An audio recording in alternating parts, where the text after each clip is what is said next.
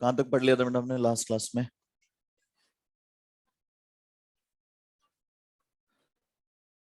First order के questions कर रहे थे हम लोग, है ना?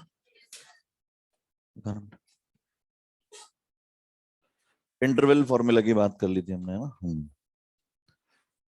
देखो, इंटरवल फॉर्मूला कब यूज में लिया जाता है? जब आपको किसी फर्स्ट ऑर्डर रिएक्शन में अलग अलग टाइम पर रेट ऑफ रिएक्शन दे दी जाए या रिमेनिंग कॉन्सेंट्रेशन दे दी जाए।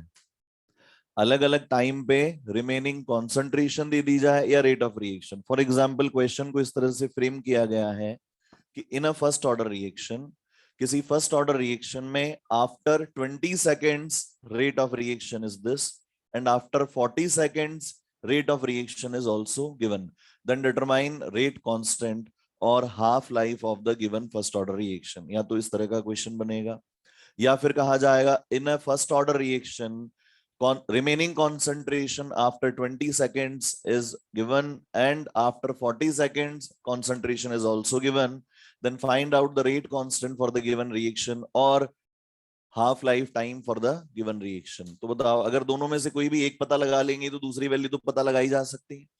के पता लगा लें या टी हाफ पता लगा लें।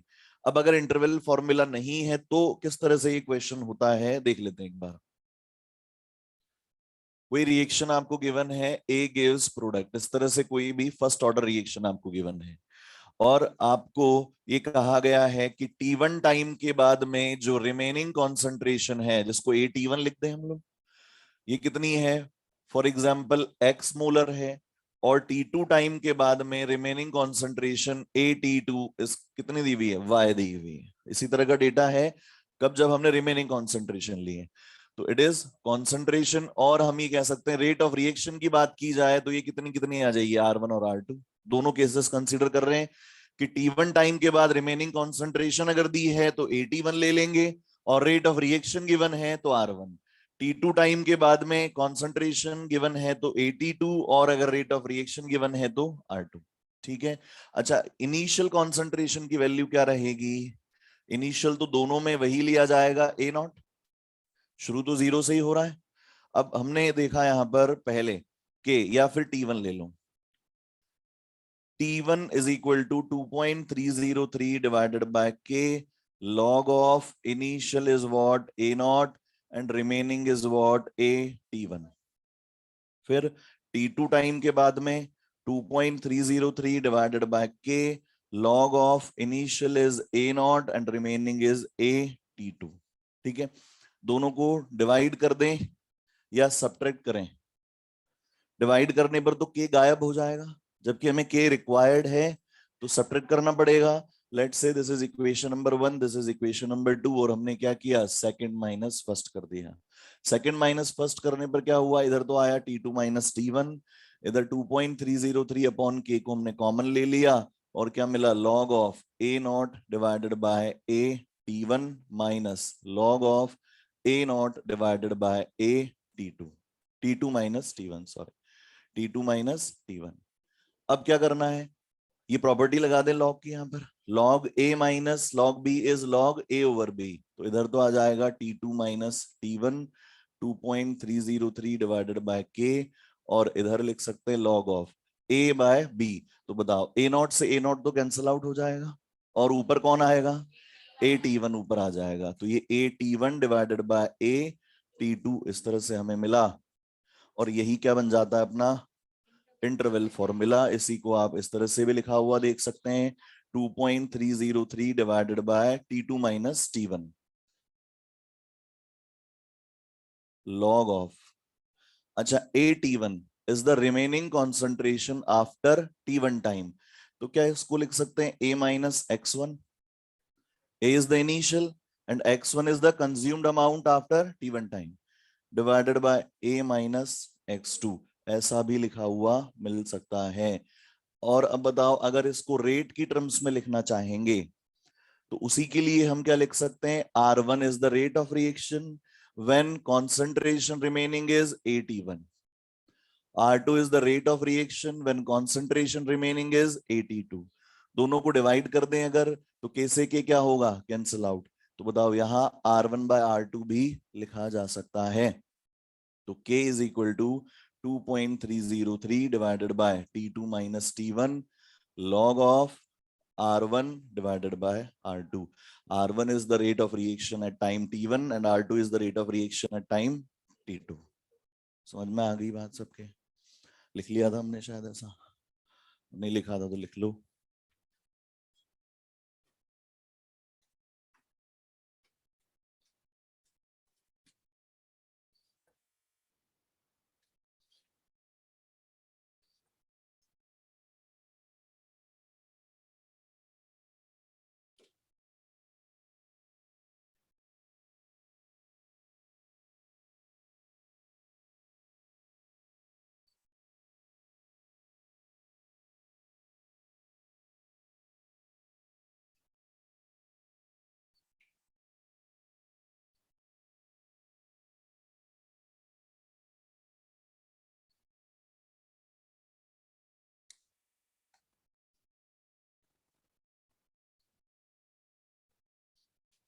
अच्छा ध्यान रखना, ये फर्स्ट ऑर्डर के लिए एप्लीकेबल रहेगा क्योंकि हमने काइनेटिक्स कौन सा यूज में लिया है इसमें, फर्स्ट ऑर्डर काइनेटिक्स है ना।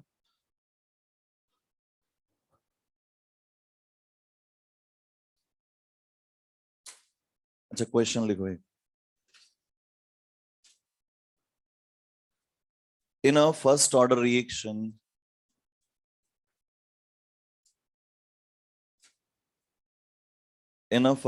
Reaction rate of reaction is 0.04 mole per liter per second at 10 seconds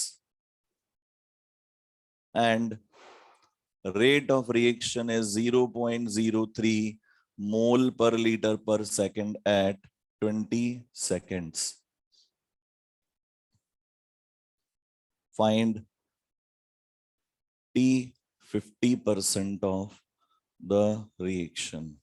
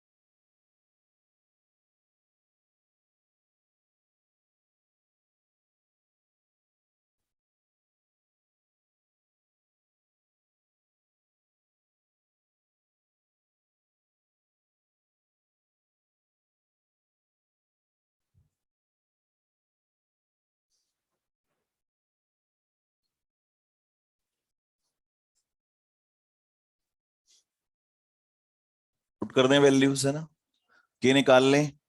K is equal to 2.303 divided by T2 minus T1, that is 20 minus 10 log of R1 divided by R2, 0.04 divided by 0.03। Simply formula में values put की हमने। अच्छा K को क्या लिखा जा सकता है? 0.693 डिवाइडेड बाय T हाफ लिख सकते हैं, और इधर 2.303 एज इट इज रहने दो, डिवाइड में 10 और इधर log ऑफ 4 डिवाइडेड बाय 3। अच्छा 0.693 को क्या लिख सकते हैं हम लोग? मल्टीप्लीकेशन होता है ये किस किस का? 2.303 का और log 2 का, है ना। देखो इधर दिख रहा है log 2, पर ये तो खैर उसमें आएगा, है ना, नहीं आ पाएगा। 0.3 divided by T half is equal to ये 2.303 डिवाइडेड बाय 10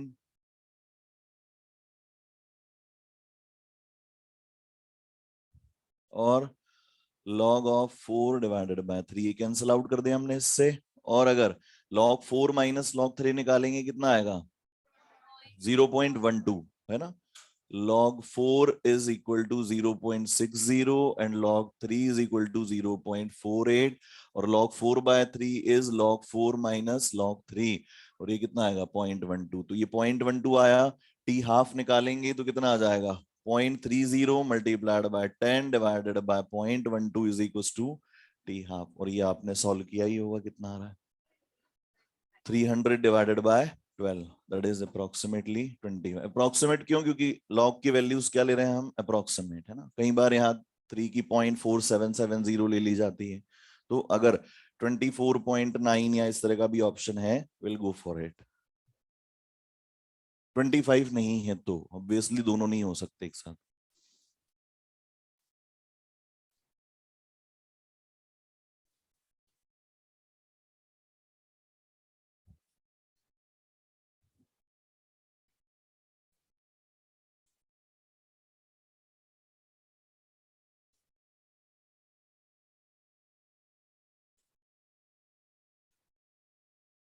चलो आगे बढ़े।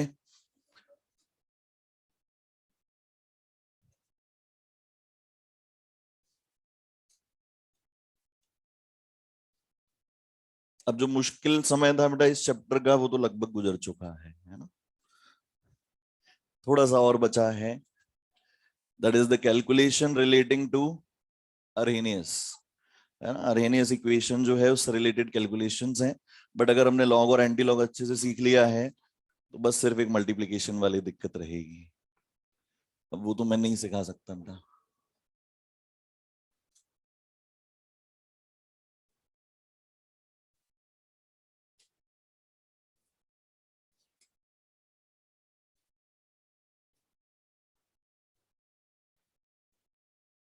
देखते हैं, एक और इंटरेस्टिंग काइनेटिक्स है, that is second order kinetics.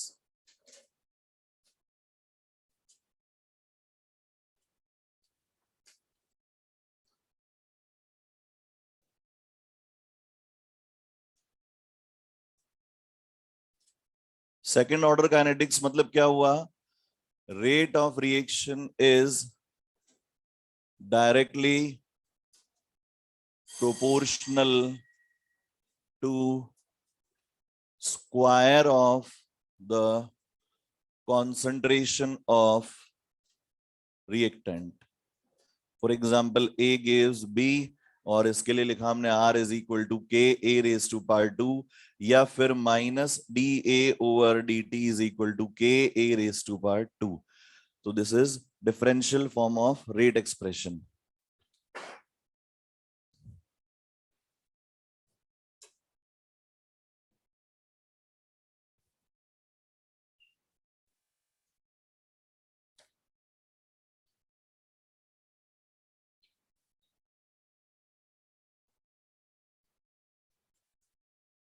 देखें, ध्यान दें, इधर सामने देखेंगे, लिखेंगे नहीं, आसान सा है।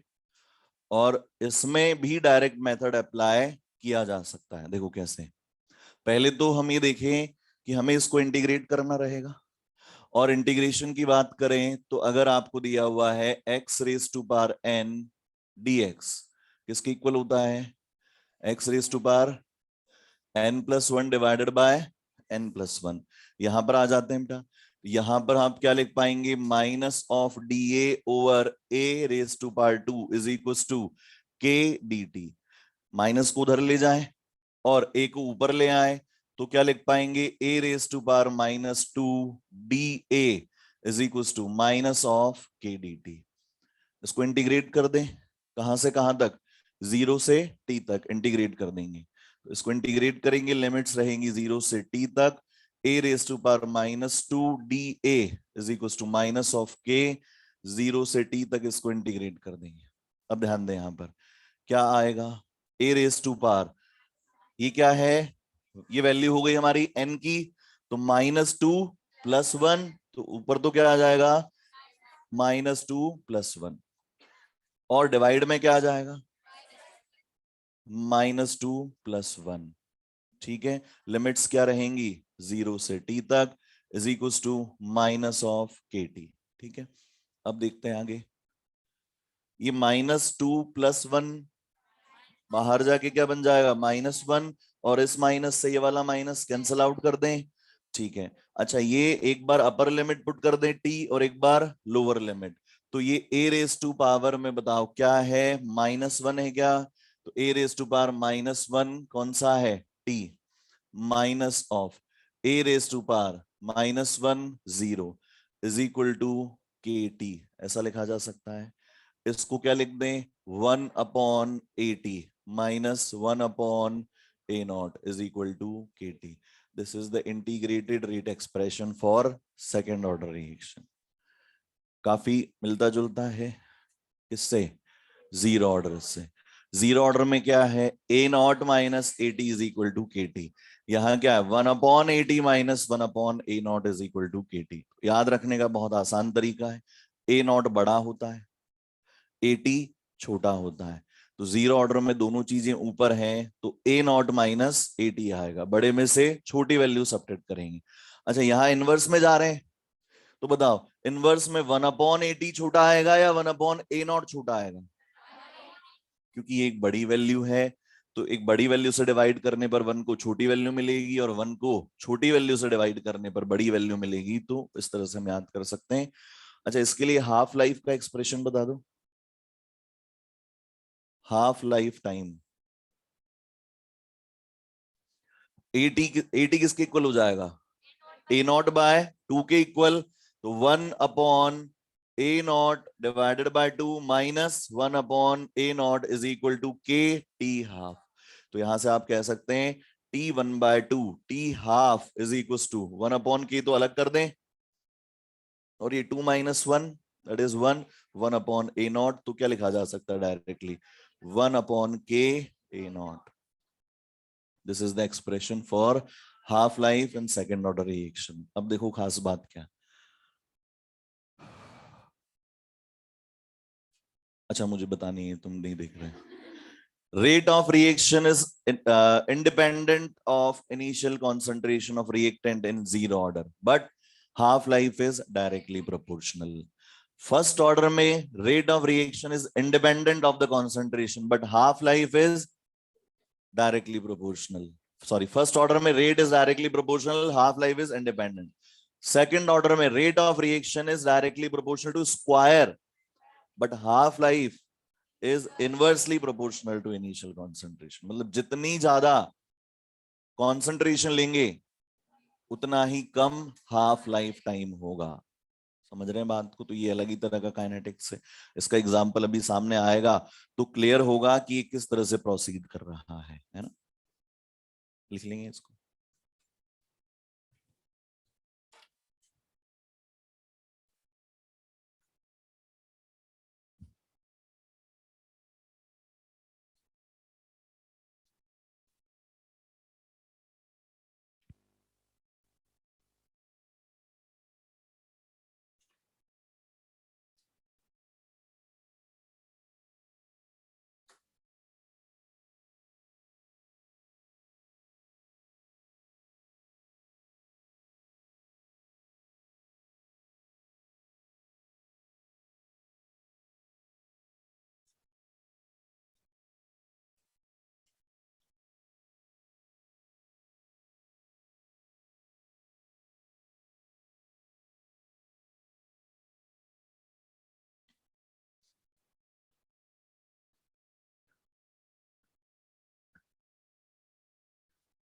अच्छा second order reactions can be elementary और कॉम्प्लेक्स, कोई भी हो सकती हैं, क्योंकि मॉलिक्युलरिटी की वैल्यू हमारी 2 आ सकती है, और एलिमेंट्री रिएक्शंस में क्या होता है order is equal to molecularity. तो second order reactions can be elementary और कैन बी कॉम्प्लेक्स। हमारे सिलेबस में जो है वो सिर्फ एक रिएक्टेंट के कोरेस्पॉन्डिंग पावर क्या लेनी है 2, अदरवाइज सेकेंड ऑर्डर रिएक्शन होने के और भी कई तरीके हो सकते हैं। किसी के रेस्पेक्ट में 3.5 हो, किसी के रेस्पेक्ट में -1.5 हो, या 2.5 एक के रेस्पेक्ट में, दूसरे के रेस्पेक्ट में -0.5, तब भी क्या बनेगी? Second order reaction. हो सकता है दो अलग अलग रिएक्टेंट्स हो, दोनों के रेस्पेक्ट में पावर कितनी आ रही हो? 1 1, तब भी क्या होगी? Second order. बट हमें सिर्फ एक ही वेरिएबल के साथ में देखना है, एक रिएक्टेंट और उसकी पावर में क्या आना चाहिए? 2 आना चाहिए। वही उसी के लिए हमने ये डेरिवेशन देखा। इसके एग्जाम्पल में क्या आ जाएगा? Hydrolysis of ester in alkaline medium. Acidic medium में तो क्या होती है? फर्स्ट ऑर्डर रिएक्शन, लेकिन एल्कलाइन मीडियम में सेकेंड ऑर्डर रिएक्शन। एल्कलाइन में मैकेनिज्म कुछ ऐसा है कि OH माइनस बी रेट लॉ एक्सप्रेशन में इन्वॉल्व हो जाता है, लेकिन एसिडिक मीडियम में H+ इन्वॉल्व नहीं होता है। वाटर दोनों में क्या रहेगा? एक्सेस में। तो अगर उसके लिए रेट एक्सप्रेशन की बात करेंगे तो क्या आ जाएगा? R is equal to K CH3COO C2H5, साथ में क्या आता है? H2O, लेकिन ये किस में है? एक्सेस में। इसके साथ में OH माइनस बी आ जाता है, तो इसकी कोरोस्पॉन्डिंग पावर 1, इसकी भी 1, तो it will be second order reaction. Acidic medium में H+ की कॉन्सेंट्रेशन से रेट ऑफ रिएक्शन पे कोई फर्क नहीं पड़ता है, इसलिए वो रेट लॉ एक्सप्रेशन में इन्वॉल्व नहीं होता है, तो पावर सिर्फ क्या आ जाती है? 1।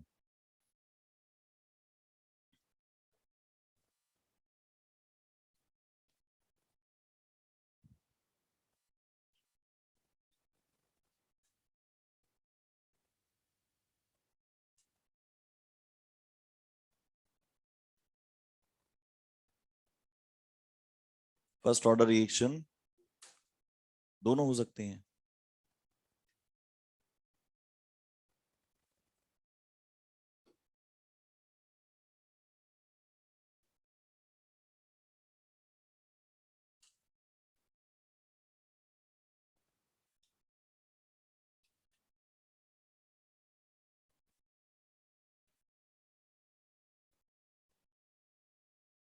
लिख लिया क्या? अच्छा, प्रेशर वाला क्वेश्चन कर लिया था क्या अपन ने? 2P0 P0 upon 2P0 minus PT। ठीक है, इसी तरह के क्वेश्चन मिलेंगे इसमें। बाकी ज्यादा डिग्री ऑफ डिसोसिएशन किस में पढ़ा जाता है अपना? अरे नहीं, आयनिक, सॉरी, केमिकल इक्विलिब्रियम में। Degree of dissociation is the topic discussed in chemical equilibrium. यहां तो सिर्फ हमने क्या देखा है कि किस तरह से अगर एक या दो रिएक्शंस अपने को दी हुई हैं तो डिसोसिएट कैसे किया जाए। क्या होता है एक्सप्रेशन? फर्स्ट ऑर्डर के लिए डिग्री ऑफ डिसोसिएशन का एक्सप्रेशन क्या है? 1 minus E raise to power minus of KT। अच्छा, अगर यहाँ ग्राफ बनाना चाहें, जैसे हमने लिखा 1/80 minus 1/A0 is equal to KT, तो यहां जो ग्राफ ड्रॉ किया जाएगा वो ड्रॉ किया जाएगा 1/80 वर्सेस T ग्राफ। स्लोप क्या होगा इसका? के प्लस का या माइनस का? प्लस का। ये ग्राफ ऊपर जाएगा। क्यों जाएगा? Because we are drawing 1/80 graph. 80 का ग्राफ नहीं ड्रॉ कर रहे, तो टाइम के साथ साथ 80 कम होता चला जाएगा, तो 1/80 बढ़ता चला जाएगा। इसको आप ऐसे लिख सकते हैं, 1/80 is equal to KT plus 1/A0। तो ये y is equal to mx plus c। शुरू कहां से हो रहा है? This value, this is 1/A0, और ये ग्राफ इंक्रीजिंग होगा, स्ट्रेट लाइन होगा, क्योंकि स्लोप क्या है? कांस्टेंट है। तो इसका स्लोप आ जाएगा कितना? के। और कौन बढ़ रहा है? 1/80 बढ़ रहा है, और 1/80 बढ़ने का मतलब 80 इज डिक्रीजिंग, और ऐसा होता है टाइम के साथ में रिएक्टेंट की कॉन्सेंट्रेशन डिक्रीज होती है। इसका बना सकते हैं क्या? T½ versus 1/A0। स्लोप क्या आएगा? 1/K। इसको क्या लिख सकते हैं? +0 लिख दें, तो ये क्या बन गया? y is equal to mx plus c। x कितना है? 1/A0, तो स्लोप क्या आ जाएगा? 1/K। तो यहां पर भी हमने ड्रॉ किया, this is T½ versus 1/A0।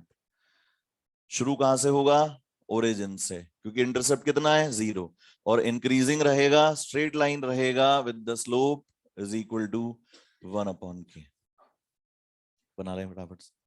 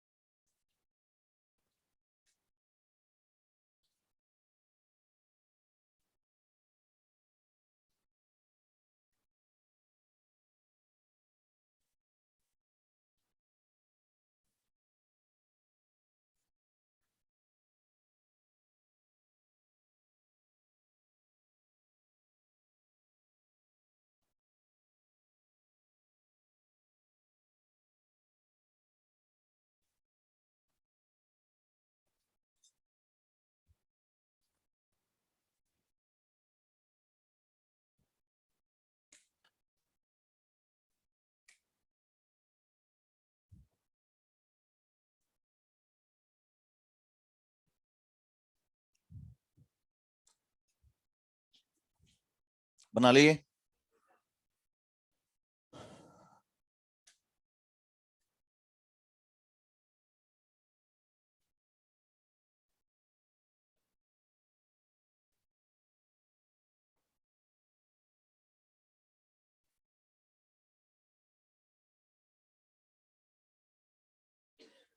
देखें बेटा, उसके बाद है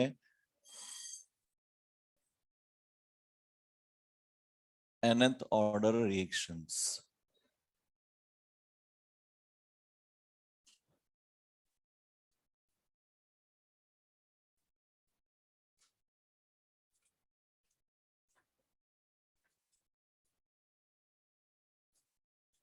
समझे है ना?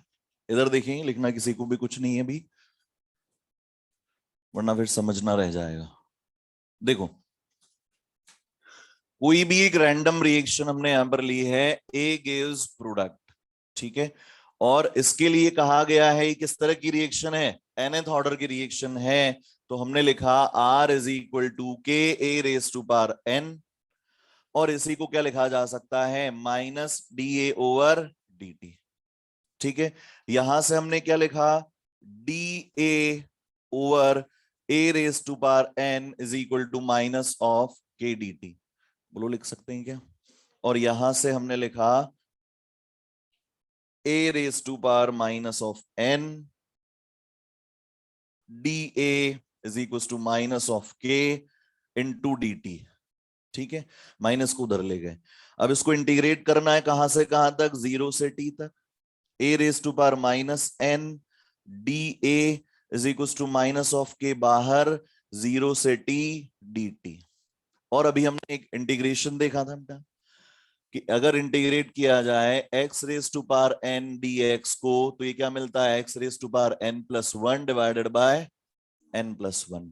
यही अप्लाई कर रहे हैं यहां पर, ध्यान देंगे। जब इसको इंटीग्रेट कर रहे हैं तो डिवाइड में क्या मिलेगा बताओ, पावर कितनी है, माइनस n, मतलब ये जो n की वैल्यू है वो कितनी है हमारी, माइनस n। तो क्या लिख देंगे, माइनस n प्लस 1 आ जाएगा क्या नीचे, तो ये माइनस n प्लस 1 नीचे आ गया है। अगर मैं यहां से माइनस कॉमन ले लेता हूं तो क्या लिख सकता हूं, n माइनस 1। तो मैं क्या इसको लिख सकता हूं, n माइनस 1, और ब्रैकेट के बाहर क्या लगा दिया, माइनस साइन, और अंदर क्या आ जाएगा, a raise to power minus n plus 1। इसको भी अभी वही रहने देते हैं, अगले स्टेप में ले आएंगे, है ना, डाइजेस्ट नहीं हो पाएगा। माइनस n प्लस 1, लिमिट्स क्या रहेंगी इसकी, 0 से t, और ये कितना आएगा, माइनस ऑफ के टी। इधर वाला तो माइनस के टी आएगा ही, पावर में माइनस n था तो नीचे क्या आ गया, माइनस n प्लस 1, और माइनस n था तो इसी की पावर में क्या आ जाएगा, माइनस n प्लस 1। ठीक है, अब हमने बाहर कॉमन ले लिया माइनस, और इसको लिख दिया n माइनस 1, और इस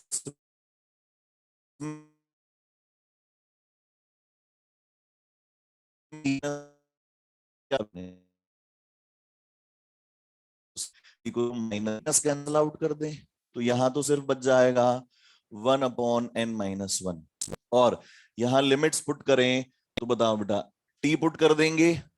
अच्छा, इसको नीचे ला सकते हैं क्या? तो इसको 1/a⁻n-1 लिख दें। लिमिट्स वही 0 से t और ये प्लस ऑफ kt। अब लिमिट्स पुट कर देते हैं, तो ये 1/n-1 तो बाहर है, और ये 1 एक बार upper limit 1/at⁻n-1 1/a0⁻n-1 is equal to kt. This is the integrated rate expression for nth order, where n is not equal to 1। बस यहां n की वैल्यू 1 नहीं रखनी है। n इक्वल टू 1 के लिए ये ट्रू नहीं है। जीरो पुट करके देखो, जीरो पुट करेंगे यहां पर कितना आएगा? -1 बाहर आएगा। यहां जीरो पुट करेंगे -1, ए टी की पावर क्या आ जाएगी? -1, मतलब ए टी ऊपर चला जाएगा, ए नॉट ऊपर चला जाएगा। माइनस से मल्टीप्लाई कर देंगे तो वापस ए नॉट माइनस ए टी आ गया, इज इक्वल टू के टी। क्या जीरो ऑर्डर का एक्सप्रेशन बन गया है? फिर से देख लें, एन की वैल्यू जीरो पुट करी, बाहर क्या आएगा? -1। जीरो पुट करने पर इसकी पावर -1 तो एटी ऊपर चला जाएगा। जीरो पुट करने पर इसकी भी पावर -1, ये ऊपर चला जाएगा, तो ये बनेगा एटी माइनस ए नॉट। बाहर क्या है? माइनस, तो क्या लिखा जा सकता है? A naught minus A T is equal to के टी। सेकेंड ऑर्डर के लिए एन की वैल्यू कितनी आएगी? 2। 2 -1 1, खत्म, हिसाब बराबर बाहर का। यहां पर 2 - 1 is 1, 1/80 -1/a0 is equal to kt। तो इस तरह से आपको एक जनरल एक्सप्रेशन मिल गया है which is not true for n equal to 1। n equal to 1 के लिए तो याद रखना ही पड़ेगा, k is equal to 2.303/t log of a0/80। यहां तक क्लियर है? अच्छा, अब अगर आपसे कहा जाए हाफ लाइफ निकालो, तो 1 फॉर हाफ लाइफ,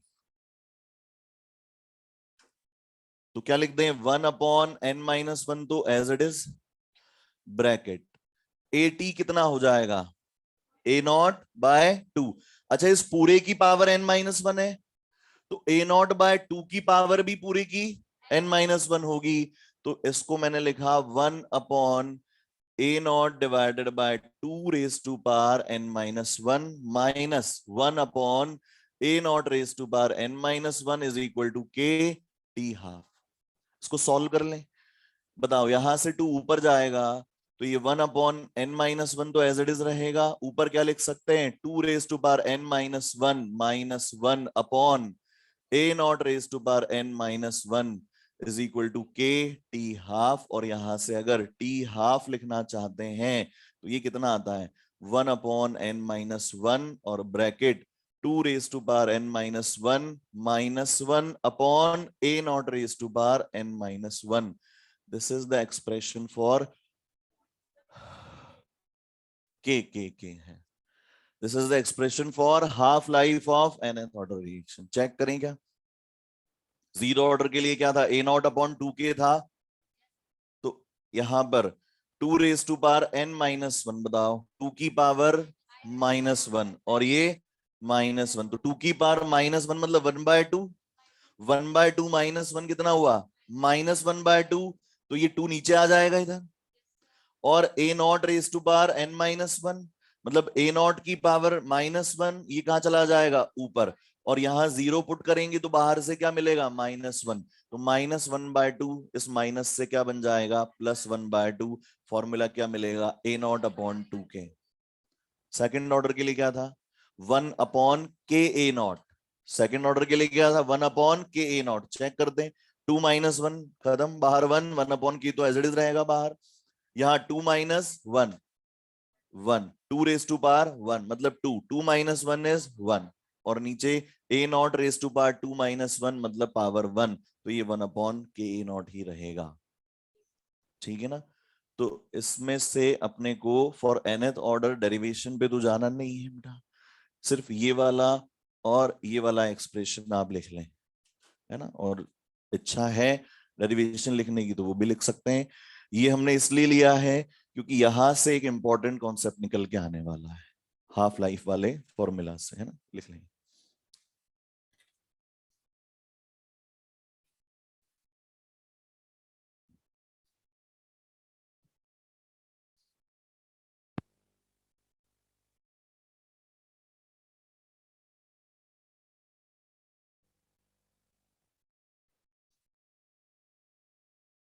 डेरिवेशन याद रखने की जरूरत नहीं है ना। This is also not true for 1 n equal to 1।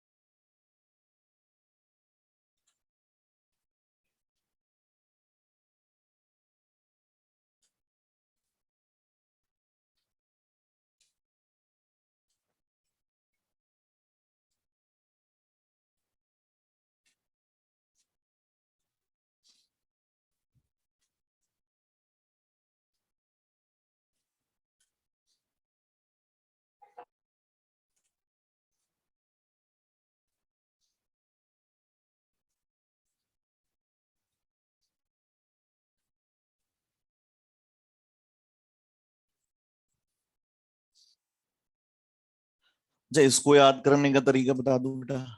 Zero order अगर याद है तो सेकंड ऑर्डर याद हो जाएगा। Zero order is A naught minus A T is equal to के T. Second order is 1/80 minus 1/a0 is equal to के T. And nth order पूरा डुप्लीकेट है किसका? सेकंड ऑर्डर का। बस आपको क्या करना है, ए नॉट और ए टी की पावर में क्या लगा देना है, n-1 और n-1 ही। यहां देखो नीचे डिनोमिनेटर में n-1 आ जाएगा सब जगह, यहां भी पावर्स में भी, और क्या बन जाएगा, nth ऑर्डर का एक्सप्रेशन। ठीक है ना।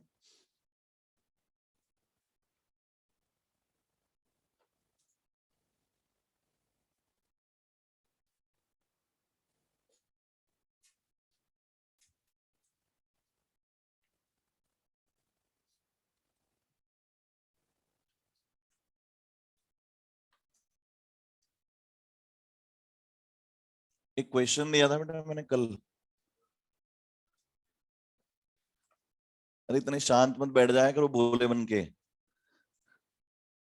दिया था ना घर से करके लाने के लिए, जिसमें कहा था आपसे कि ये तो हिडन ट्रायल्स कर दिया हम लोगों ने और इसको सिस्टमेटिक तरीके से किया जा सकता है।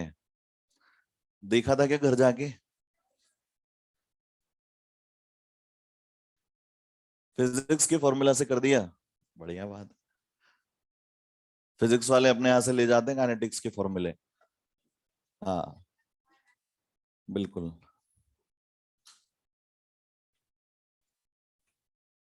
तीन तरीकों से हो सकता है वो। तीन तरीके कौन से? वो तीनों मेथड जो अपन ने फर्स्ट ऑर्डर में सीखे, एक एक्सपोनेंट की फॉर्म में, एक लॉग वाली फॉर्म में, और एक amount remaining after n half lives, उस वाले तरीके से तीनों मेथड से सॉल्व कर सकते हैं। अभी करेंगे उसको, देखेंगे कौन कौन करके लाया है। अभी कॉपीज चेक करने आ रहा हूँ बेटा मैं, है ना। तैयार रहें।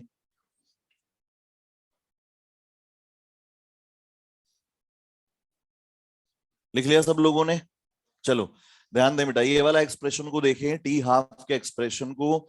उसमें कांस्टेंट क्या क्या है और वेरिएबल क्या क्या है। के constant, n-1 that is constant, ऊपर 2 raise to power n-1 -1 is constant. केवल क्या है, concentration. A naught raise to power n-1। तो क्या कहा जा सकता है यहां से, t half is inversely proportional to initial concentration raised to power n-1। तो यहां से आपको एक जनरल एक्सप्रेशन मिल गया है तीनों में, या जो भी फर्स्ट के अलावा। फर्स्ट में तो खैर हम जानते ही हैं, ये ऑलरेडी ऑल दो फर्स्ट के लिए भी एप्लीकेबल है, ये फर्स्ट ऑर्डर के लिए भी एप्लीकेबल है। रटने की जरूरत नहीं पड़ेगी कि किसमें डायरेक्टली प्रोपोर्शनल है हाफ लाइफ, किसमें इनवर्सली प्रोपोर्शनल है, किसमें इंडिपेंडेंट है। सिंपली आपको क्या रखना है, एन की value, that is the order of reaction. बताओ जीरो ऑर्डर में t half is directly proportional to A naught, और ये पता है हमने पढ़ा है ऐसा, है ना। फर्स्ट ऑर्डर में इंडिपेंडेंट, सेकेंड ऑर्डर में इनवर्सली प्रोपोर्शनल, और आपसे क्वेश्चन ही पूछ ले कि थर्ड ऑर्डर में हाफ लाइफ कैसे रिलेटेड है इनिशियल कॉन्सेंट्रेशन से, inversely proportional to square of the concentration, वो हम बता सकते हैं। ठीक है, तो एक तो ये रिलेशन यहां से सामने आया। किसी भी ऑर्डर के लिए आप यहां से बात कर सकते हैं टी हाफ का dependence on half on initial concentration. अच्छा, मान लो इनिशियल कॉन्सेंट्रेशन की डिफरेंट डिफरेंट वैल्यूज मैंने ली और उसके कोरस्पॉन्डिंग टी हाफ की डिफरेंट डिफरेंट वैल्यूज मिली। अब ऐसा केवल फर्स्ट ऑर्डर में ही तो है कि अगर मैं ए नॉट की अलग अलग वैल्यूज लेता हूं तो टी हाफ की वैल्यू क्या मिलती है, सेम। बाकी ऑर्डर्स में तो चेंज होगा। तो मान लो मैंने कहा T half for the first is inversely proportional to 1 upon a naught for the first raised to power n minus 1। मतलब a naught 1 concentration ली तो टी हाफ कितना मिला, टी हाफ 1 मिला। और अगर मैंने कॉन्सेंट्रेशन को बदल दिया तो टी हाफ भी बदल गया, A naught 2 raise to power N minus 1। This is expression number 1, this is expression number 2। और यहां से दोनों को अगर डिवाइड कर दिया जाता है, यहां से अगर दोनों को डिवाइड कर देते हैं तो क्या मिलेगा, t half for first upon T half for second is equal to a naught for second upon a naught for first raised to power n minus 1। This method is used to determine order of given reaction। किसी given reaction का order determine करने के लिए ये formula use में लिया जाता है। कई बार आपको एक टेबल दे दी जाती है कि अगर इनिशियल कॉन्सेंट्रेशन 10 मोलर ली तो हाफ लाइफ इतनी मिली, और इनिशियल कॉन्सेंट्रेशन हमने 5 मोलर ले ली तो हाफ लाइफ इतनी मिल रही है। तो बताएं what will be the order of the reaction. तो आप पुट कर देंगे पहली कॉन्सेंट्रेशन पे पहली हाफ लाइफ, दूसरी कॉन्सेंट्रेशन पे दूसरी half life, raise to power n minus 1। Solve कर लेंगे दोनों को, n की पावर आ जाएगी, मतलब n की वैल्यू आ जाएगी, ऑर्डर ऑफ रिएक्शन आ जाएगा। समझे क्या? कुछ क्वेश्चंस ऐसे होंगे जिनमें इसकी जरूरत ही नहीं पड़ेगी अगर थोड़ा सा दिमाग लगाएं तो। जैसे अगर मैंने इनिशियल कॉन्सेंट्रेशन को हाफ कर दिया और हाफ लाइफ भी हाफ हो गई, इनिशियल कॉन्सेंट्रेशन को हाफ कर दिया, हाफ लाइफ भी हाफ हो गई, zero order, because t half is directly proportional to A naught. तो जितना अगर कॉन्सेंट्रेशन हाफ तो टी हाफ भी आधा हो जाएगा। अगर मैंने कॉन्सेंट्रेशन को हाफ कर दिया और टी हाफ डबल हो गया, second order, because it is inversely proportional. अगर मैंने इनिशियल कॉन्सेंट्रेशन को हाफ कर दिया, टी हाफ पे कोई फर्क नहीं पड़ा, फर्स्ट ऑर्डर। और अगर कुछ और हो रहा है तो फिर फॉर्मूला। अगर आपने हाफ कर दिया और वो 1/4 टाइम्स या 1/3 टाइम्स या 1.5 टाइम्स इस तरह से कोई रैंडम वैल्यू आ रही है, तो फिर आप यहां से सॉल्व करेंगे। या तो डायरेक्टली बेसिस इक्वल हो जाएंगे और n-1 की वैल्यू आ जाएगी, और नहीं हुए तो फिर लॉग एंटी लॉग खेलेंगे बेटा। नहीं समझे बात को? जैसे आपको इधर क्या मिल गया, 2 रेज टू पावर 1, और इधर मिल रहा है 3 रेज टू पावर n-1। अब क्या करें, लॉग ले लेंगे, इधर लॉग ले लिया हमने, log 2 ले लेंगे इधर, और इधर क्या आ जाएगा n-1 बाहर, और ये आ जाएगा log 3। वैल्यूज पुट कर देंगे, n की वैल्यू निकाल लेंगे। ठीक है, बात लिख लेंगे।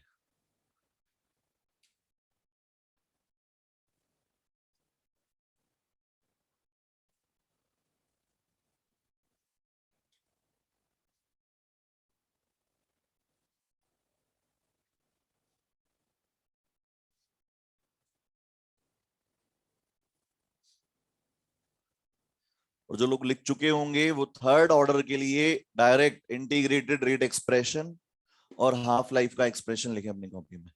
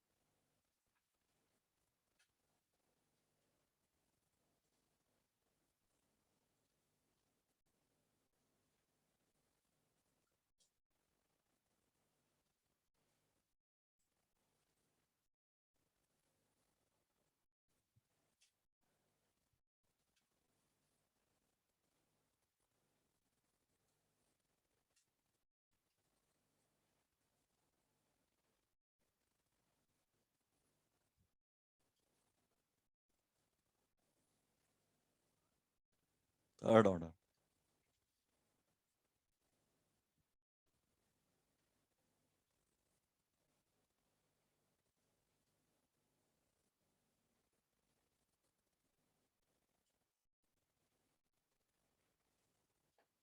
क्या आएगा?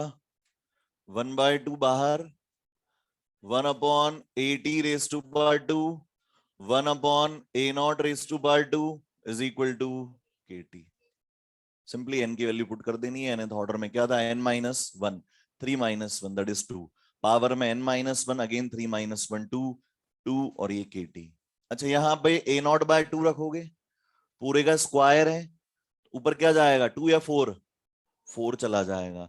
4-1 क्योंकि बेस तो सेम है, एलसीएम फिक्स है, तो 4-1 कितना आ गया? 3, और 3/2 बाहर, और नीचे क्या बचेगा? A0 raised to power 2। तो आप क्या लिख सकते हैं? 3/2 के A0 raised to power 2 is equals to T half। This is the expression for half life of third order reaction. तो जैसा हमने इधर से पता लगाया था वैसा ही मिल रहा है क्या? T half is inversely proportional to square of the initial concentration।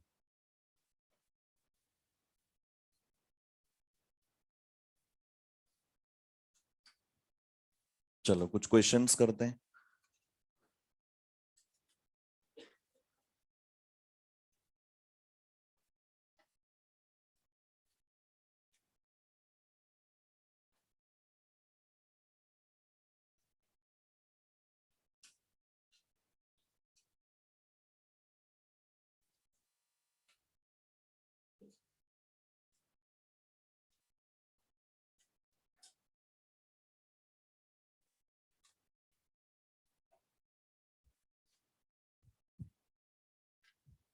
तो ऐसे ही हो गया। First order half life constant है, इवन दो आपने कॉन्सेंट्रेशन में चेंज कर दिया है।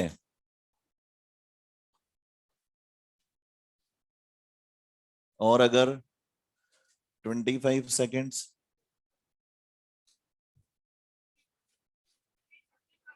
फिर क्या हो गई है? सेकंड ऑर्डर, क्योंकि आपने कॉन्सेंट्रेशन को डबल कर दिया, उसकी वजह से हाफ लाइफ टाइम क्या हो गया? हाफ हो गया, इनवर्सली प्रोपोर्शनल हो गया। फॉर्मूला से चेक कर लेते हैं इस क्वेश्चन को, है ना। तो t half for first, formula लिख देता हूं पहले, t half for second is equals to A0 for 2 upon A0 for first raise to power n-1। First के लिए कितना है? 50, सेकंड के लिए कितना है? 25। A0 फॉर सेकंड कितना है? 20, फर्स्ट के लिए कितना है? 10 रेज टू पावर n-1। ये कितना आएगा? 2। ये भी कितना आएगा? 2। क्या लिख सकते हैं? 2 raise to power 1 is equal to 2 raise to power n-1, मतलब n-1 is equal to 1, n की वैल्यू क्या आ गई? 2। ठीक है।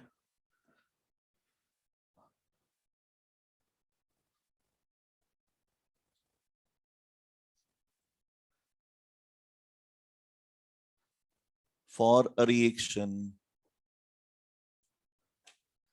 C0 into root of T 0.5 is equal to constant. Find order of reaction।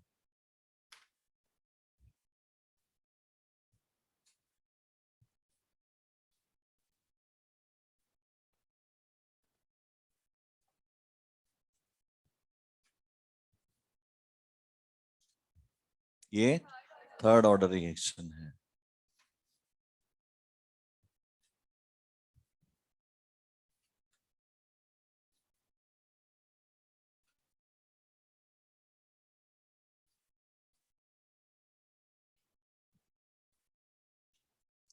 C0 को कांस्टेंट के नीचे ले आए और दोनों तरफ क्या कर दें? स्क्वायर।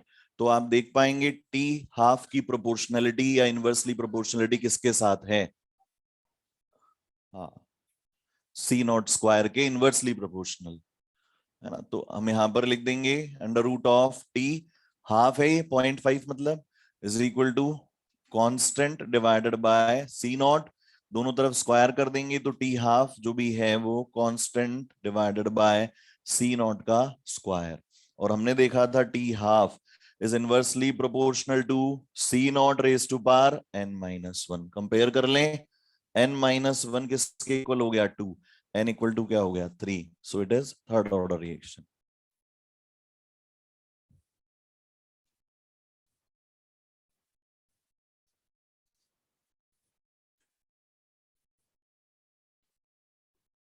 डाउट है क्या किसी को बेटा इसमें? देखते हैं ये वाला क्वेश्चन कौन सॉल्व करके देता है.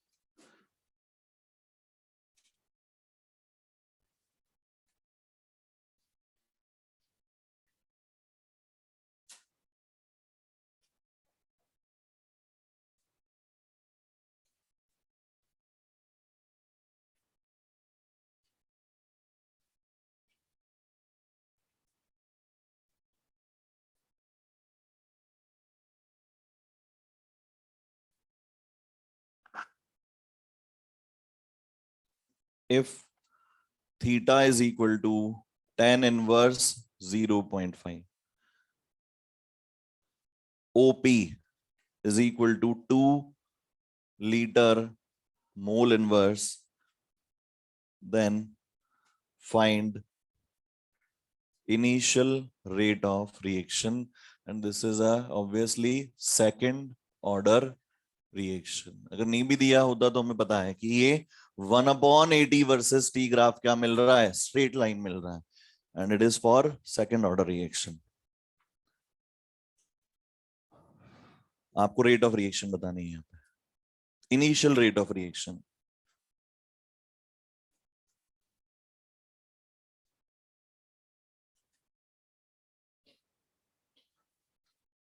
पॉइंट, एक ही बात है बेटा. 1/2 कहें या 0.5 कहें,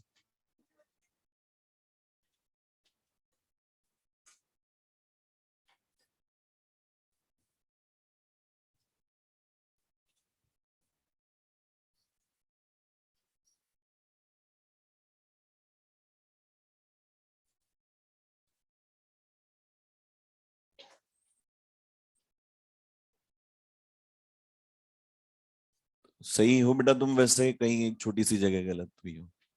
0.5 नहीं है.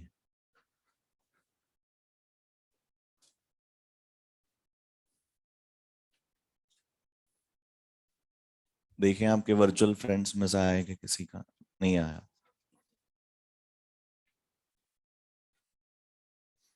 ऋतिका का आ गया आंसर. हाँ, कितना? 1/4 is 0.25. 2.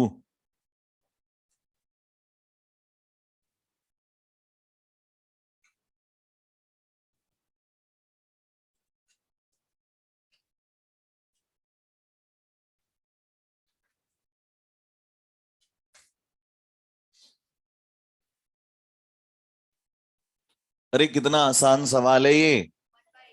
1/8 is the right answer. 0.125 आएगा. आपको क्या करना है? इनिशियल रेट ऑफ रिएक्शन निकालने के लिए R इज इक्वल टू के ए रेस टू पावर 2 करना है, जहां पर A अगर इनिशियल कॉन्सेंट्रेशन होगी तो रेट ऑफ रिएक्शन भी क्या होगी? इनिशियल होगी. किसी पर्टिकुलर गिवन टाइम पे कॉन्सेंट्रेशन रखेंगे तो उस टाइम की रेट ऑफ रिएक्शन आ जाएगी. इनिशियल रेट ऑफ रिएक्शन निकालनी है तो यहाँ पर कॉन्सेंट्रेशन कौन सी रखनी है? इनिशियल. तो बताओ, यहाँ 1/80 वर्सेस टी ग्राफ का स्लोप क्या होता है? के होता है. और स्लोप किसके इक्वल होता है? Tan theta. तो ये टेन थीटा और थीटा कितना दिया हुआ है? Tan inverse 0.5. तो ये कितना आ जाएगा? 0.5. मतलब के कितना आ गया है? 0.5. काम हो गया.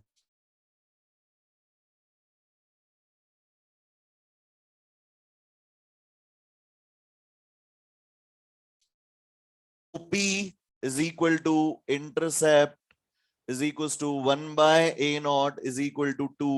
तो फिर A0 कितना आ गया? 1/2. A0 1/2 आ गया. के भी पता है तो R निकाल लेंगे. R इज इक्वल टू के की वैल्यू 0.5 को क्या रख दें? 1/2.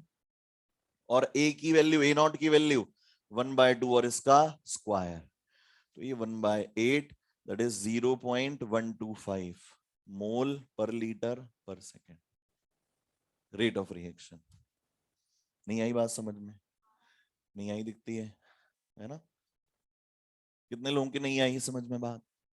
ग्राफ ये रहा बेटा, 1/80 is equal to KT plus 1/A0. Y is equals to mx plus c. This is slope and this is intercept. हो गया काम?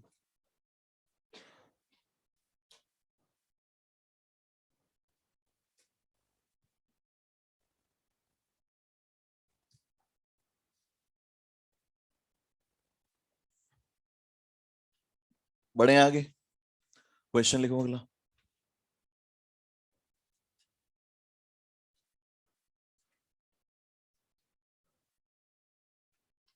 लिखो, in a second order reaction, in a second order reaction, बड़ा मजेदार question तो यही वाले होते हैं। अब वो इनिशियली आपको दे दिया गया कॉन्सेंट्रेशन डबल करने पर रेट ऑफ रिएक्शन 4 टाइम्स हो गई, वो थोड़ी अपने लाए। इस तरह के क्वेश्चंस है जिनमें दिमाग लगता है एटलीस्ट, है ना, और ये सीख रहे हैं अभी अपन। अब इस तरह के क्वेश्चंस हमें दोबारा कहीं मिलते हैं फिर गलत नहीं होना चाहिए, है ना। अभी हुआ या नहीं हुआ दैट डजंट मैटर, ये आपको नहीं बता रहा है कि आपको आता है कि नहीं आता। लेकिन जब आप दोबारा इसी तरह का कोई ग्राफिकल क्वेश्चन दिया हुआ रहे और उसमें कोई और डेटा हो तो फिर वो हमसे उस टाइम पे स्ट्राइक होना चाहिए। अब ये लिखें question, in a second order reaction the time taken for the reactant concentration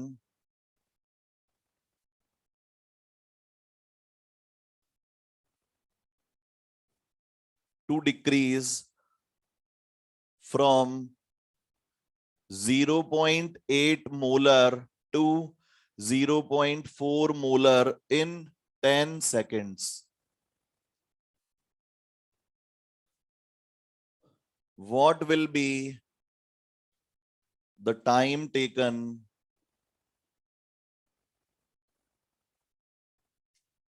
for the reactant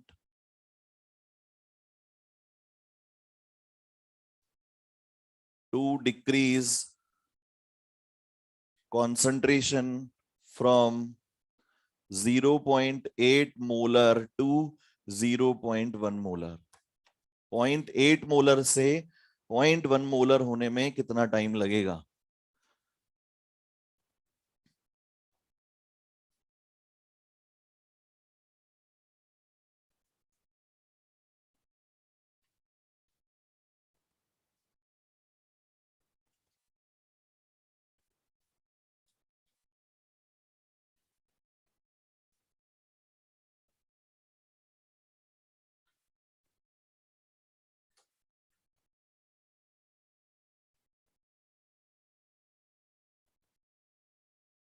thirty.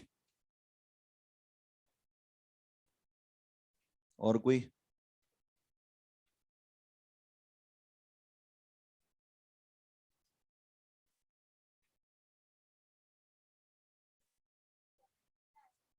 Seventy आया, बिल्कुल सही आया।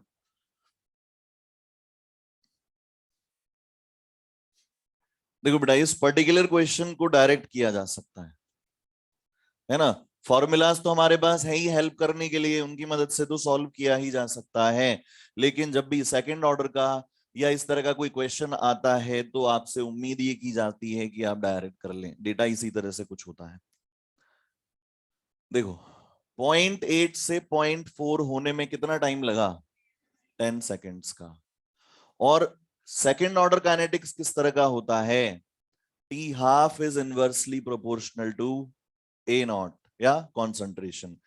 कॉन्सेंट्रेशन अगर आधी हो गई तो हाफ लाइफ टाइम डबल। अरे इनवर्सली प्रोपोर्शनल है ना, तो कॉन्सेंट्रेशन अगर आधी हो गई तो हाफ लाइफ टाइम क्या हो गया? डबल हो गया। तो 0.8 से 0.4 क्या हाफ लाइफ बोल सकते हैं? आधा हो गया।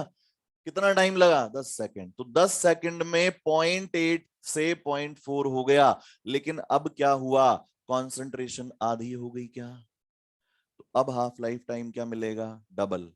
मतलब 10 का दुगना 20, 20 सेकंड में अब आधा होगा, तो 20 सेकंड और लगेंगे, और ये 0.4 से कितना आ जाएगा 0.2, 0.2 हो गया। तो बताओ क्या अब और आधी हो गई क्या कॉन्सेंट्रेशन? तो क्या हाफ लाइफ टाइम अब और डबल हो गया क्या? तो 20 की जगह कितना लगेगा 40 लगेगा, 40 सेकंड्स और लगेंगे 0.2 से 0.1 होने में। टोटल कितना टाइम लगा 70, पहले 10 लगे, फिर 20 लगे, और फिर और 40 लगे, टोटल कितना टाइम लगा 70 सेकंड्स।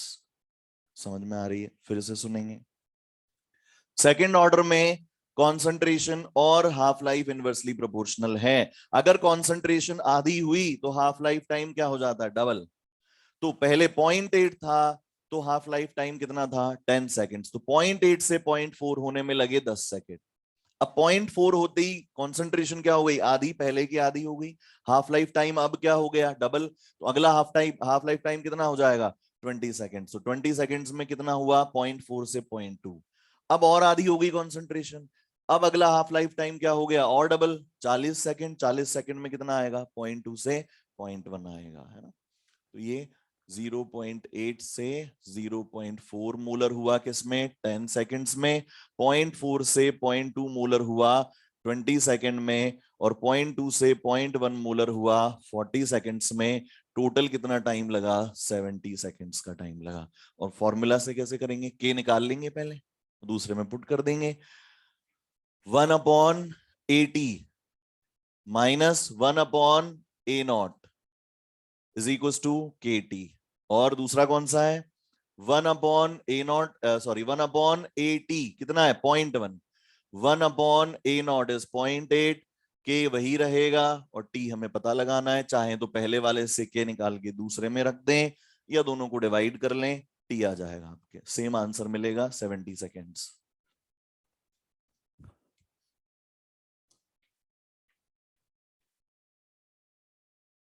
हाँ, अब कॉपीज देखने का नंबर है मेरा।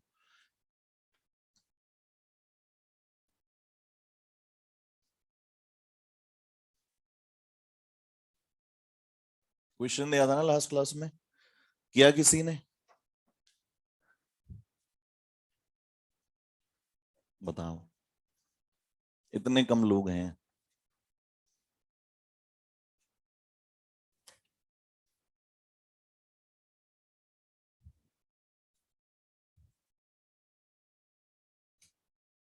ट्राई तो करा करो घर जाके, ट्राई करने वाले ही हाथ उठा दे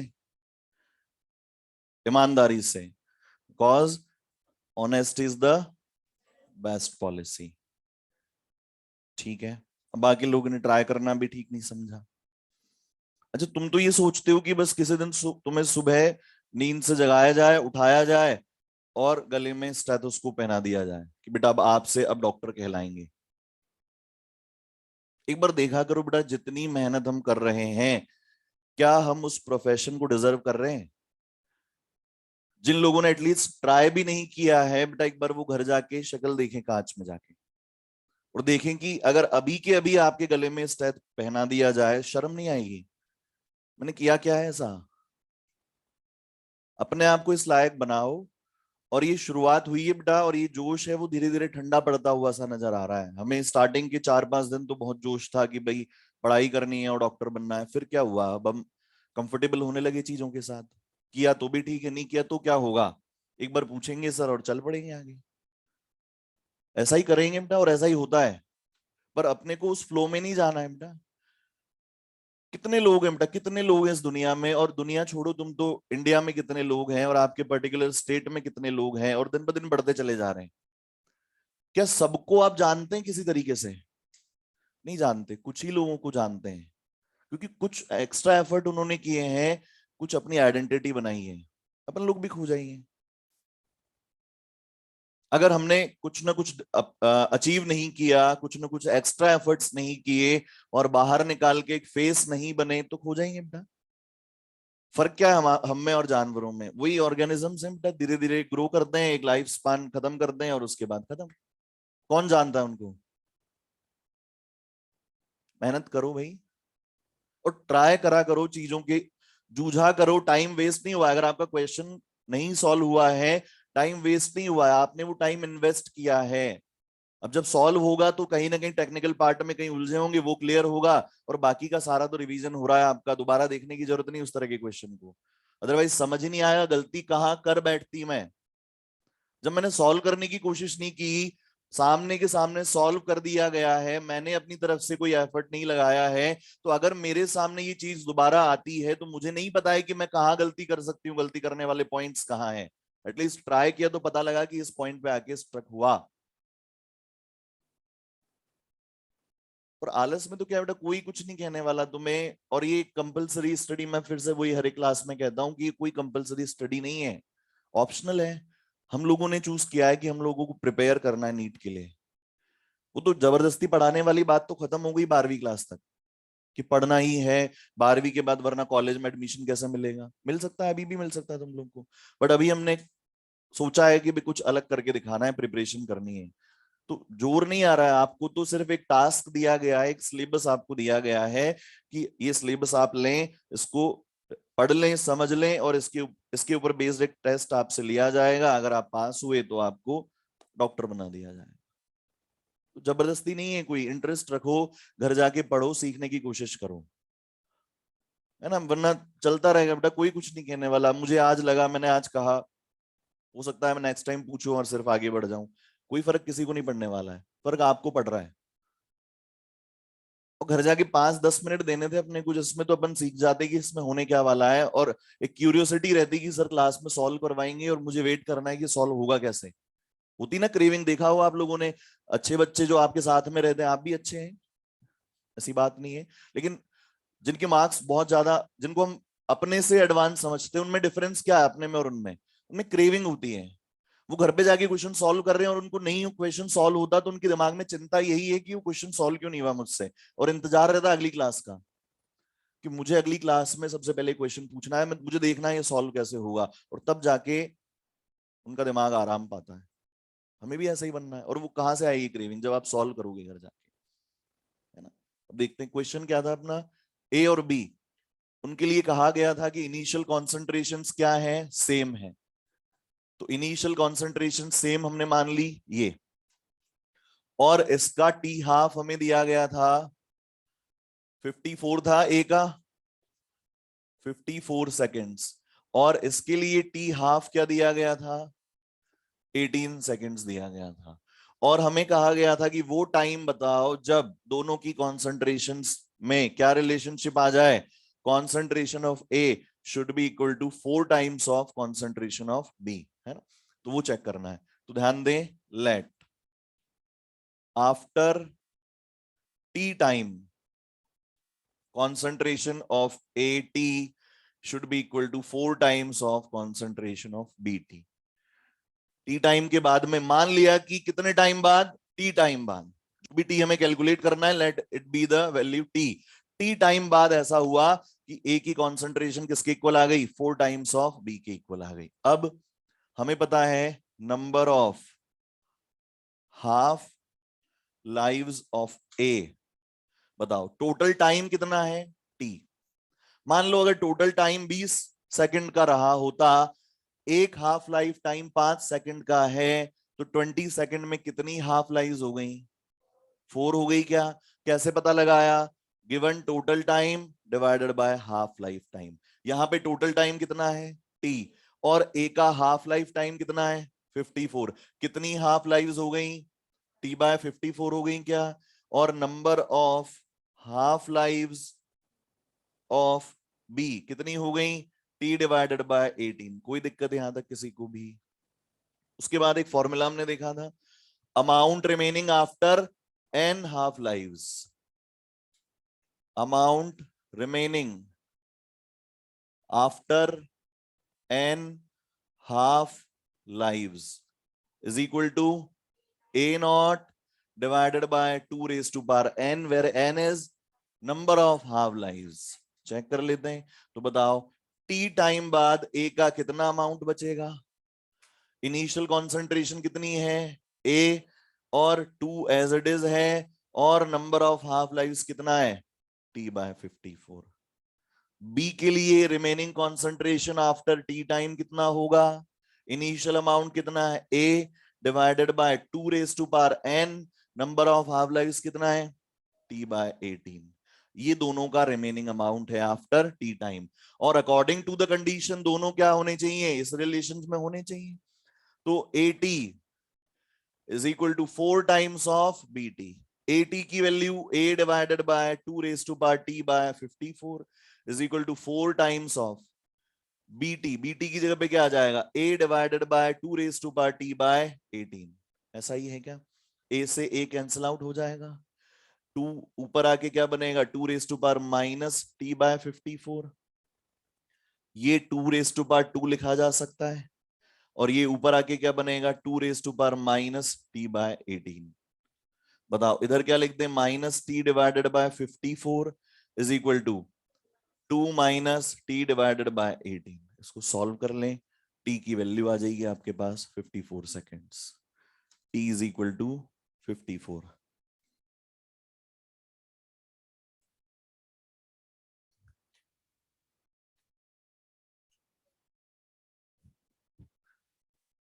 मान लो टोटल टाइम कितना लगा, 20 सेकेंड्स का, और एक हाफ लाइफ का टाइम कितना है, 5 सेकेंड। तो 20 सेकेंड पास हुए, मतलब कितनी हाफ लाइव्स पास हो गई, 4। कैसे, total time divided by time taken in one half life, है ना। तो वही किया अपन ने, total time upon half life time, इसके लिए भी वही।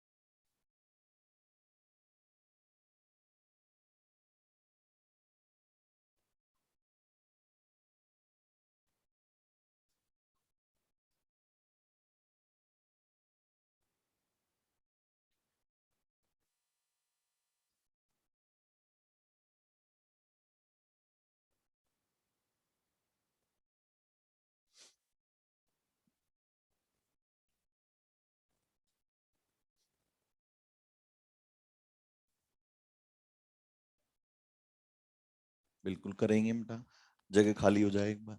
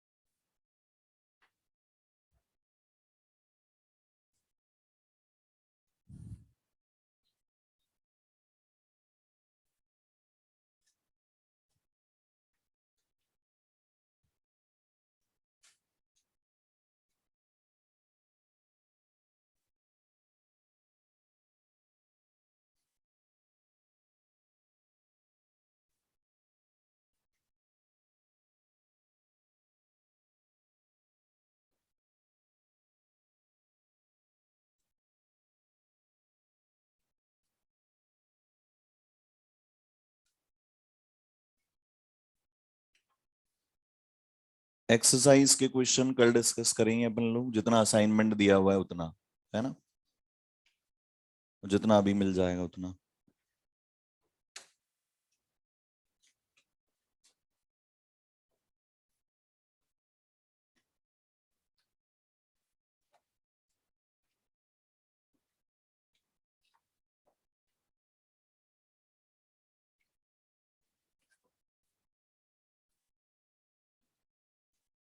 मिटा दें इसको।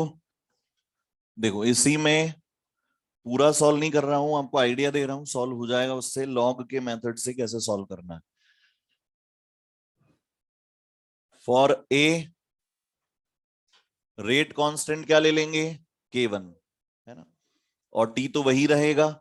लेट आफ्टर टी टाइम के बाद में क्या हो रहा है, दोनों रिलेशनशिप में आ रहे हैं, जो भी A T is equal to 4 times of B T.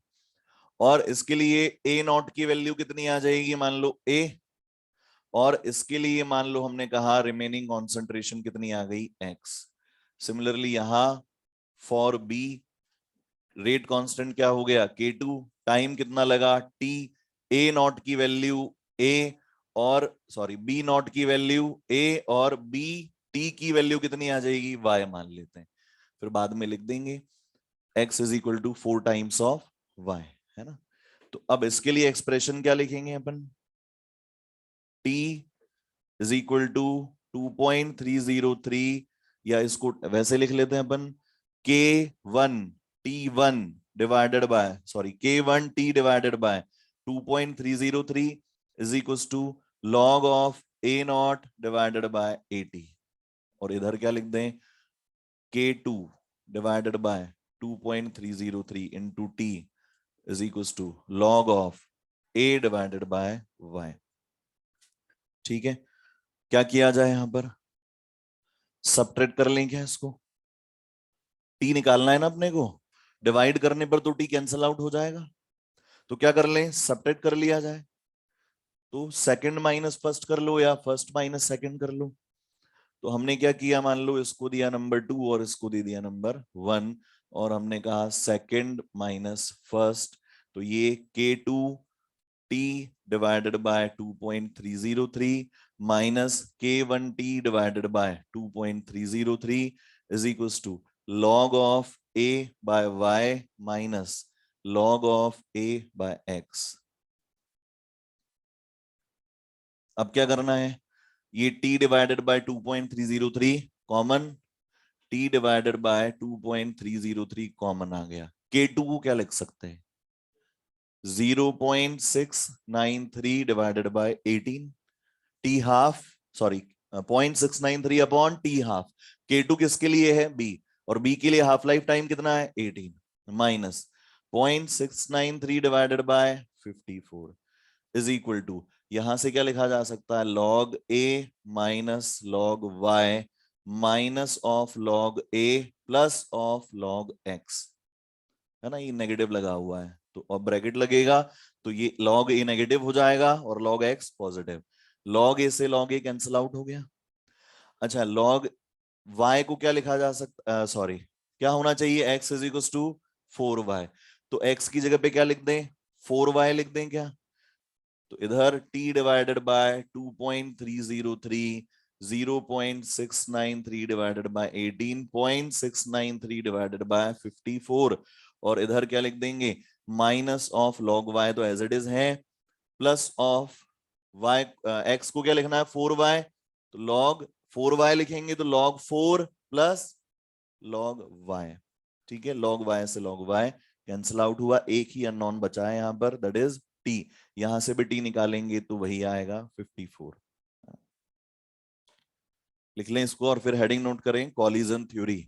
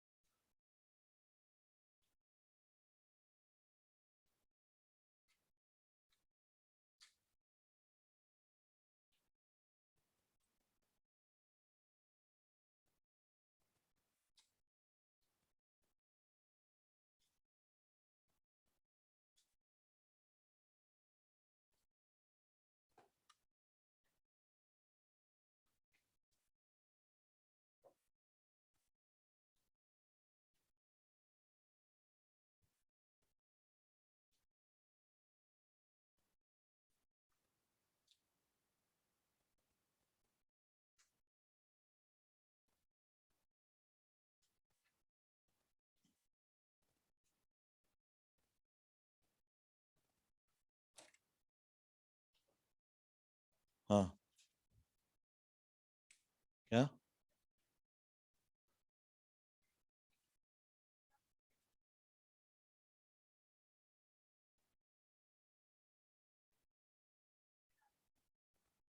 बढ़ थोड़ी जाएंगी। कौन सा ए, ये वाला ए क्या? नहीं, हाँ इस जगह पे ये वाले 4a क्या क्यों डाल सकते हैं बेटा? इंक्रीज थोड़ी हो जाएगा। इनिशियल कितना है ए, और टाइम के साथ साथ तो डिक्रीज ही होगा ना ये। तो हमें नहीं पता ना ये कितना रहेगा, इसलिए हमने कितना दिया एक्स। हमें रिलेशनशिप किस में पता है? इस एक्स में और इस वाई में पता है। तो इसको कोई भी ले लें आप, पी और क्यू ले लें, है ना? या आप डायरेक्टली यहां पर आपने 4x लिख दिया है तो यहां x लिख दें, है ना? ऐसा कर सकते हैं। ये इसकी टर्म्स में नहीं लिखा जा सकता, हमें नहीं पता है कितना बचेगा।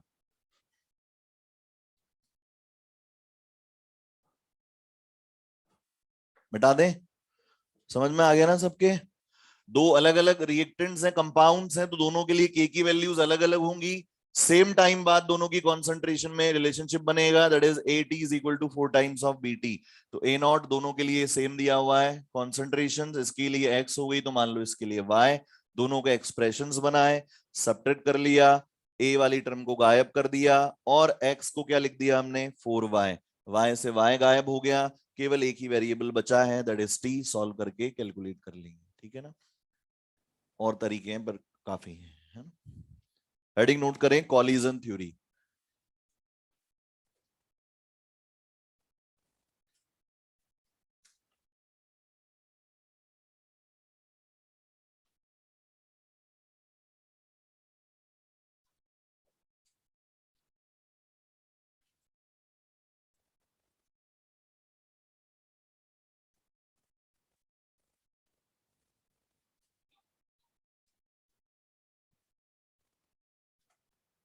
बेटा कॉलिजन थ्योरी का लगभग आधा पार्ट तो अपन पढ़ चुके हैं, जिसमें क्या बताया गया है। कॉलिजन थ्योरी क्या बता रही है, एक बार थ्योरेटिकली थोड़ा सा समझ लेते हैं।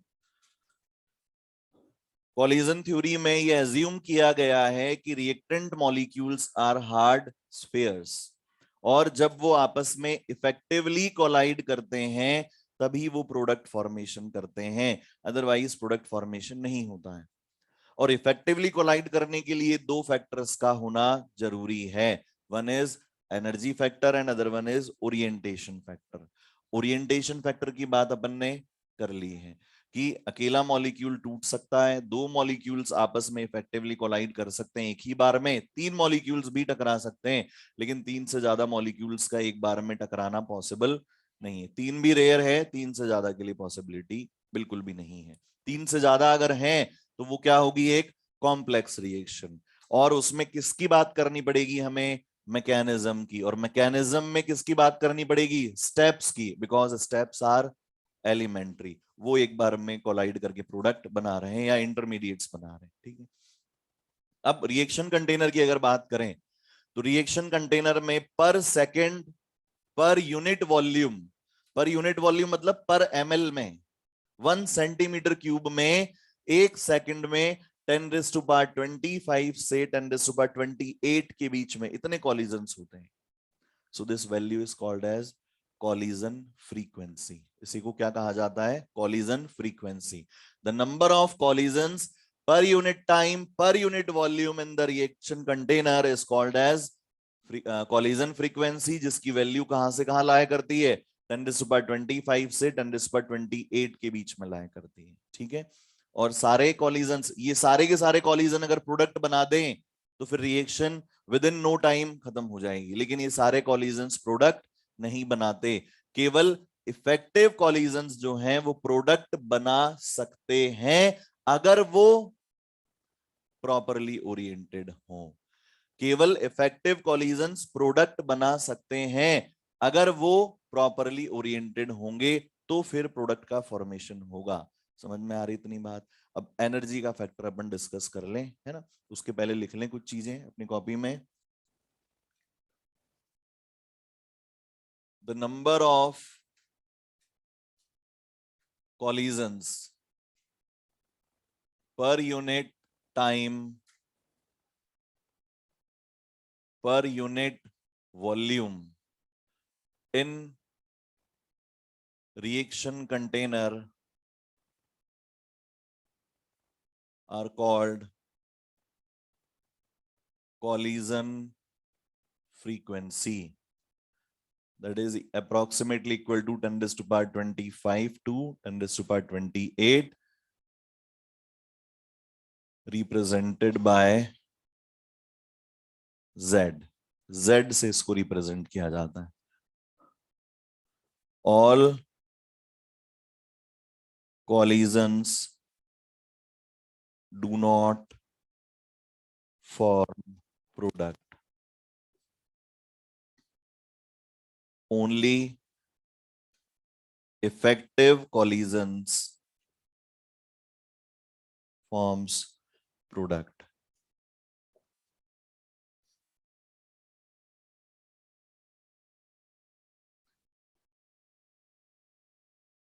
Reactant molecules are assumed hard spheres.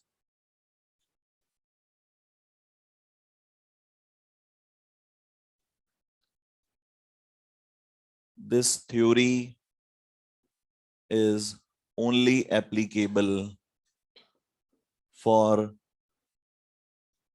gaseous reactants or liquid reactants in which reactant are molecules. या reacting species are molecules.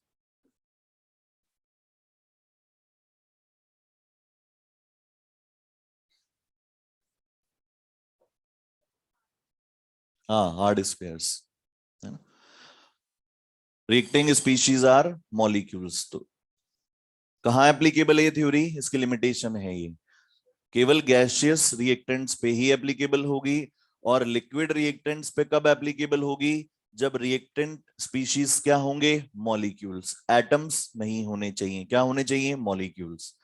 और this theory is applicable only for bimolecular reactions, fails for complex reactions. तो पढ़ तो सारी detail लेंगे हम यहाँ पर, लेकिन ये केवल किसके लिए एप्लीकेबल है? बायोमॉलिक्यूलर रिएक्शंस के लिए. कॉम्प्लेक्स रिएक्शंस के लिए ये एप्लीकेबल नहीं होती है.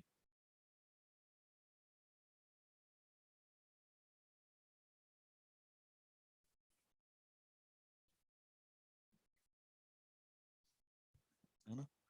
और कुछ जो एनर्जी और ओरिएंटेशन वाला पॉइंट है वो अपन बाद में लिख लेंगे बेटा, है ना. इसी में आएगा वो भी कि there should be proper orientation and reactant molecules must possess a proper value of energy. और उसको हम डिफाइन करेंगे आगे.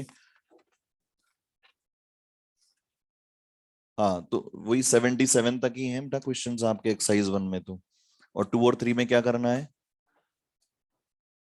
ढूंढ ढूंढ के करने हैं, है ना.